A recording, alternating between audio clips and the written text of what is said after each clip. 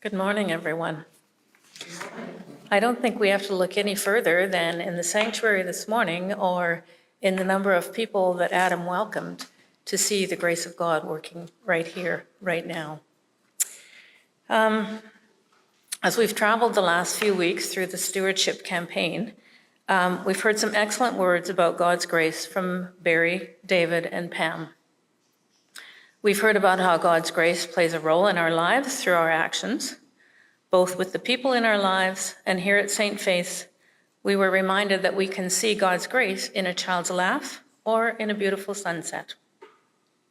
We've heard about living God's grace through our actions, honesty, forgiveness, kindness, and thankfulness.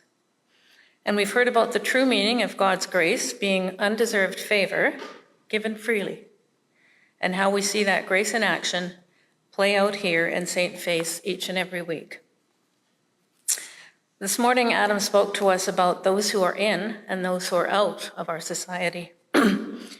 This reminds me of the parable of the Good Samaritan, the grace that appears when we least expect it.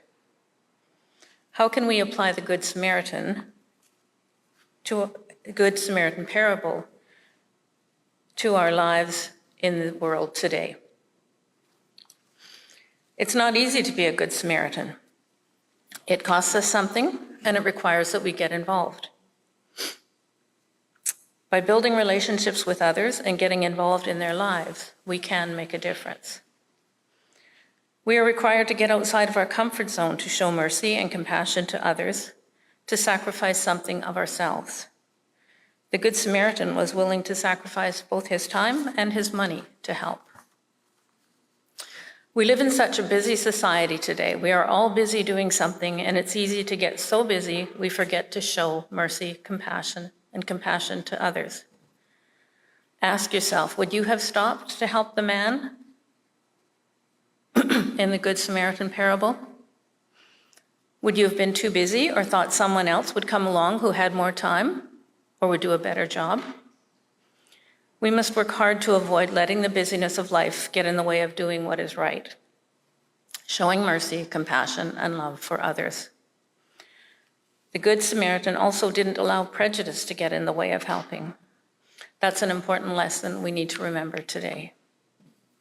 Here at St. Faith's, we see God's grace in action through many activities of the church. The efforts to create an open community where people feel welcome and valued is an area that is especially relevant to Sherman and I. It was just 1 year ago that Sherman and I began attending St. Faith's. Prior to moving to Vancouver, we were active members of St. Matthew's Anglican Church in St. Albert, Alberta.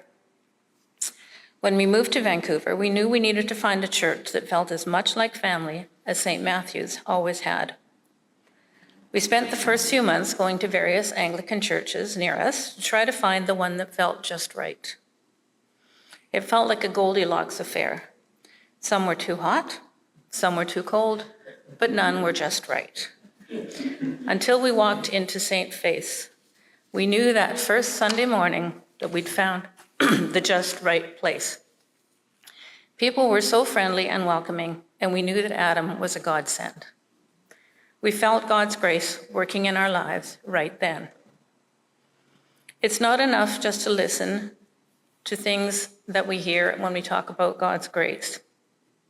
Jesus tells us to go and do likewise when we hear of the Good Samaritan parable. Go extend compassion to everyone, even those people who are different or who don't believe the way that you believe. Go take a chance and get involved in the lives of other people. Show mercy no matter the risk or the reward. Be willing to sacrifice and be prepared to take time out of your busy schedule to help. Go and do likewise. Thank you.